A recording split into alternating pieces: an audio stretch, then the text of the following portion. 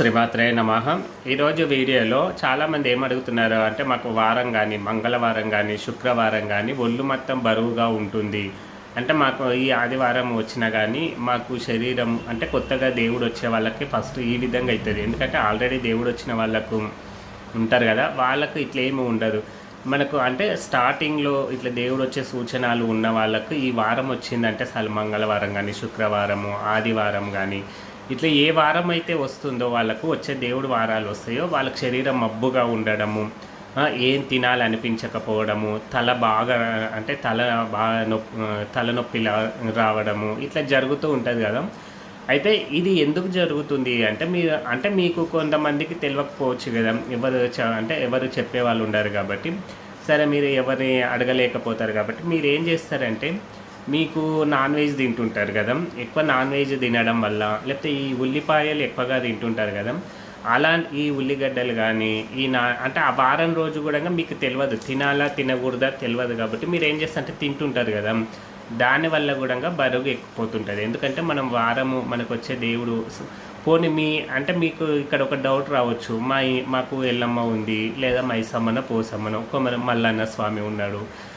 ఇప్పుడు ఈ అమ్మవార్ల కంటే కొంతమంది నాన్ వెజ్ పెడతారు, యాటలు కోస్తారు, కొంతమంది యాటలు కొయ్యరు. అయితే కొంతమంది మేము యాటలతోటే చేస్తాం కదా, మళ్ళీ మాకు తింటే ఎందుకు పడదు అంటే, మీ యొక్క భక్తి వల్ల కూడా అమ్మవారు మిమ్మల్ని బాగా శుద్ధి చేయడానికి కొంతమందికి నాన్ వెజ్ అనేది పడనివ్వదనమాట. ఇప్పుడు నాకైనా అంతే, మేము యాటతోటే అమ్మవారికి చేస్తాం కదా, కానీ నాకు తింటే పడట్లేదు, అందుకే మొత్తానికే బంద్ చేసిన అనమాట.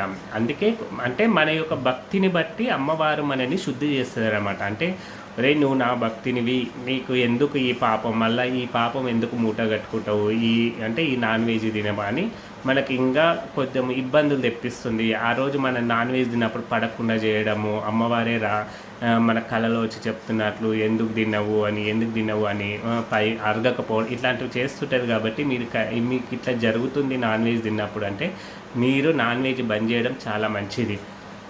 ఈ ఉల్లిగడ్డ కూడా చాలా వరకు తగ్గించుకోవాలి. అంటే ఈ వారం మంగళవారం శుక్రవారం ఆదివారము ఇట్లా బంద్ చేసుకుంటే కూడా చాలా మంచిది. రోజు కూడా తక్కువ తినడం ఎంతో మంచిది.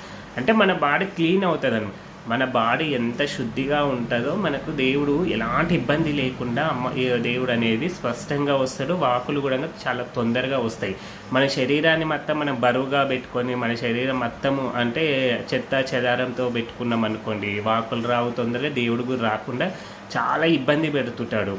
అంటే వస్తుంటాడు కానీ మనకు మన శరీరం తట్టుకోలేకపోతుంటుంది, పండుకొని పొరలాలనిపిస్తుంటుంది, ఇవన్నీ జరుగుతుంటాయి. కాబట్టి మీకు ఇలాంటి సిమ్టమ్స్ కనిపిస్తున్నవి, మాకు దేవుడు వచ్చే సిమ్టమ్ ఈ వారం రాగానే ఇట్లా అవుతుంది అంటే మాత్రం మీరు నాన్ వెజ్ మాత్రం బంద్ చేయండి.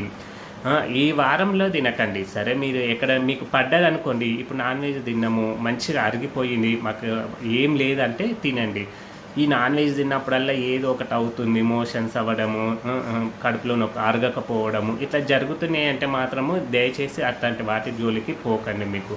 ఎందుకంటే మీకు ఇంకా ఇబ్బంది ఎక్కువ అవుతాయి అన్నమాట. అంటే చాలామంది అడుగుతున్నారు కాబట్టి చెప్తున్నా. అంటే ఇట్లా అవుతుందంటే మీరు ఎంతవరకైనా మీరు ఈ అంటే వేరే వాళ్ళ ఇండ్లలో తినడము ఇవన్నీ తగ్గించుకుంటే చాలా మంచిది.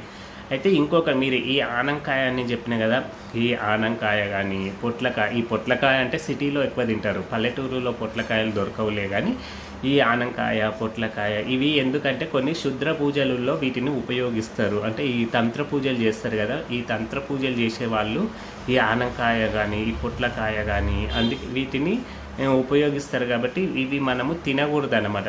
తినకపోవడం చాలా మంచిది.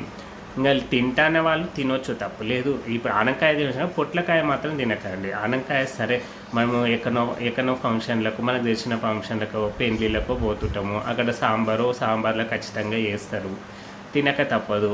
సరే, ఆ రోజు వారం ఉందంటేనేమో తినమనుకోండి, వారం లేకపోతే తినాల్సి వస్తే తింటాము. ఇప్పుడు నాన్ వెజ్ ఉంటుంది, అక్కడ మనం తినమనుకోండి, ఇంకా వెజ్ ఉంటుంది, సాంబారు ఏదో ఒకటి వేసుకున్నాం కాబట్టి వేస్తారు. కాబట్టి ఆనకాయ వేసి తిన, కానీ పొట్లకాయ మాత్రం అస్సలు ఉపయోగించుకోకండి.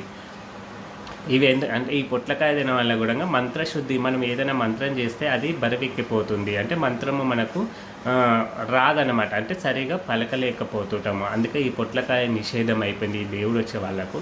ఆనకాయ తింటే వారం రోజు తినకండి, మిగతా రోజులు తినండి.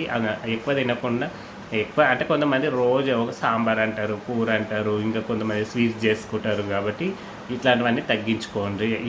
అంటే ఈ తిండి నియమాలు కూడా మీరు చాలా అంటే మంచివి.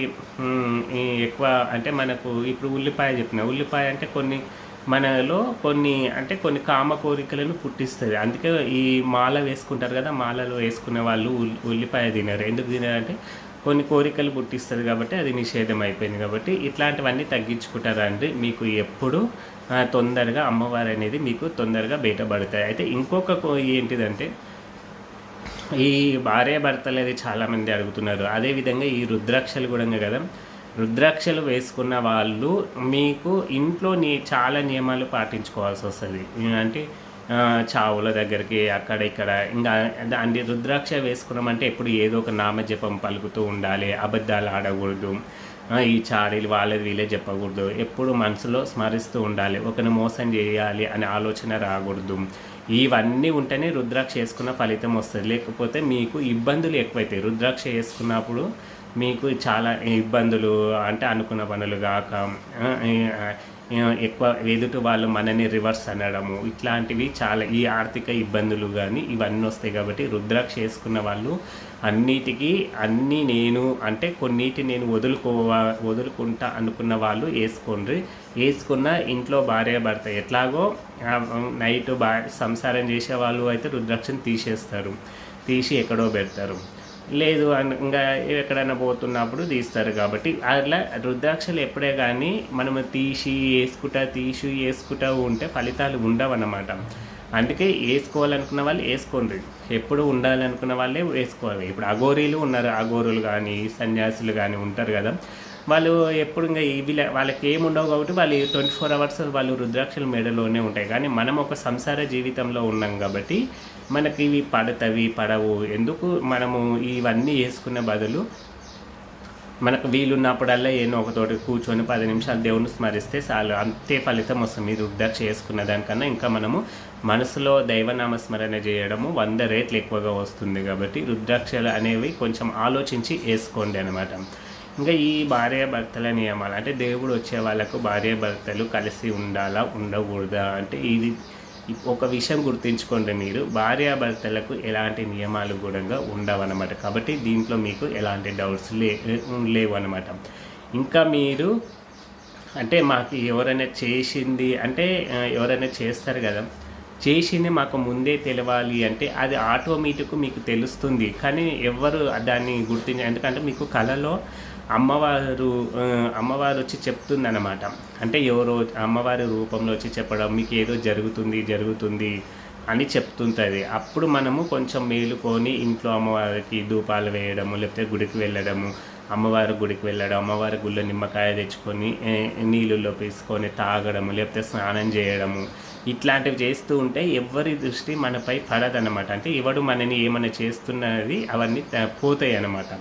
అయితే దేవుడు మనకు చేసేది ఎలా తీసేస్తాడు అంటే ఆటోమేటిక్ మీరు ఎక్కడైనా గుడిల దగ్గర నిద్ర చేసిండ్రు అనుకోండి, అవి అందుకే నేను చాలాసార్లు చెప్పినాయి చెరువు గట్టు అని చెప్తున్నాను. ఎందుకంటే ఇలాంటివి చేసినవి అక్కడ సరే మీరు తీపించుకోకపోయినా అక్కడ ఒక మూడు అమావాస్యలు కానీ లేకపోతే ఒక 5 అమావాస్యలు కానీ ఇట్లా నిద్రలు చేసిండ్రు అనుకోండి, మీకు ఎవడైనా చేసింది ఉంటే ఆటోమేటిక్గా దేవుడిపై నమ్మకం వేసి మనం నిద్ర చేస్తే ఆటోమేటిక్గా అవి వెళ్ళిపోతాయి. మనం ఇంకా వీళ్ళ కాళ్ళు పట్టుకొని ఈ డబ్బులు వృధా చేసుకునే బదులు మీరు నిద్ర చేసి వస్తే కూడా మీకు చాలా ఎవడు ఏం చేసినా కానీ వెళ్ళిపోతుంది, దేవుడే మీకు తీసేస్తుంటాడు అనమాట.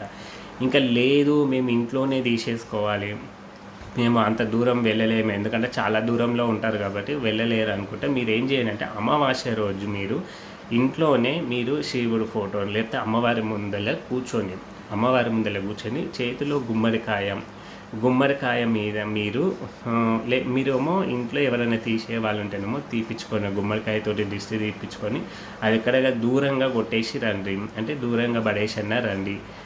లేదా గుమ్మడికాయని చేతిలో పట్టుకొని గుమ్మడికాయ మీద పసుపు కుంకుమ ఇవి ఆరతి కర్పూరం బిళ్ళలు వేసి మీరు అంటించిన తర్వాత మీరు అమ్మవారికి దిష్టి తీసిన తర్వాత మీరు దాన్ని బయట కొట్టండి.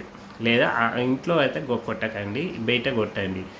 ఇంట్లో మీ సింహద్వారం కొట్టుకండి. ఇట్లా కొట్టినా కానీ అమ్మవారికి దిష్టి తీసి బయట కొట్టినా కానీ ఇంట్లో కూడా పాజిటివ్ ఎనర్జీ ఉంటుంది. ఇంట్లో పాజిటివ్ ఎనర్జీ ఉన్నప్పుడు ఏమవుతుంది కదా, మనకి ఎవరైనా చేసిందంటే కూడా అది కూడా అంటే మనం ఆ ఇంట్లో తిరుగుతుంటాం కాబట్టి మనకు కూడా వెళ్ళిపోయే అవకాశాలు చాలా ఉంటాయి అన్నమాట. ఇంకా మీకు తీసేయాలంటే మీరు దేవుని మీద భారం వేసుకోండి. లేదు ఎవరైనా తీసేస్తారంటే తీయించుకోండి. కానీ మీకు ఇంకా లేదనుకుంటే కానీ నేను చెప్పిన చెరువు గట్ల నిద్ర చేస్తూ రండి. మీరు ఆ దేవుని మీద భారం వేసుకొని మీకు ఎవడు ఏం చేసినా కానీ వెళ్ళిపోతుందన్నమాట. అందరూ ఆ పార్వతీ పరమేశ్వర్ల అనుగ్రహంతో అందరూ సంతోషంగా ఉండాలని కోరుకుంటున్నాను. జై శ్రీరామ్.